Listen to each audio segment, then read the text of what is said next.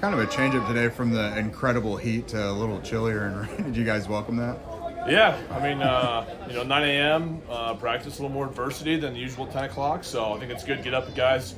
Get guys up, get them moving. Right into a team period. I think it's great practice. A lot of high intensity. I feel like that's kind of been the name of the game this offseason and this training camp is, the duration of practice is not the way when I first got in the league how it was. 220, 230, an hour and a half, but great plays, great hum, getting after it. And I think guys had a really good day today. I'm not sure how much influence you guys have on how much you play in preseason, but you guys have an entire line coming back. You have that continuity. How do you see it? Do you guys still need some time, or do you feel like it doesn't matter as much? I don't know. Yes. I don't know. I think there's something to be said for getting some reps, right? I mean, it's like I don't think you necessarily want the first time you hit another person. We have joint practices now and all this stuff, so.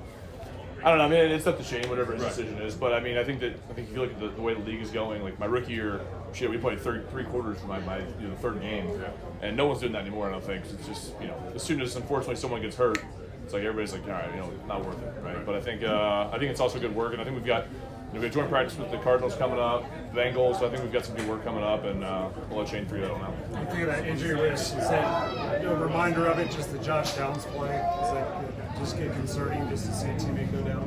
Yeah, I wouldn't say any specific play. I think it's just when you work the entire offseason to be healthy as you can. 17 games is hard to get through as a starting five in general. I think you try to do everything you can to balance the scales of being prepared for week one, but also being healthy as you can. So that's a question for Shane, but we'll do the best we can. What's it been like just seeing, Anthony get one more acclimated with the offense?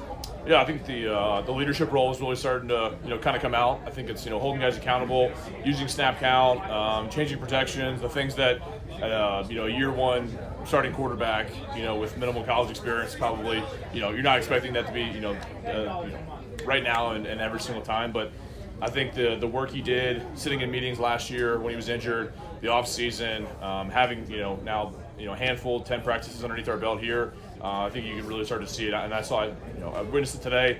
Just kind of caught me off guard. I was like, man, it's cool to see him really progressing into that role. That's the role that you need him to be into. What about the synergy between you and him? I mean, we've been here for all the quarterbacks that you played with, right? You haven't really had the chance to settle in with the guy.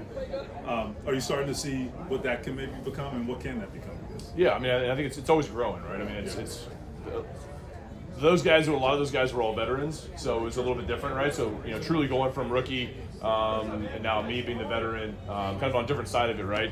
But I think it's awesome to see him progress, to see what he can do on the field, what he can do in the leadership role in the huddle.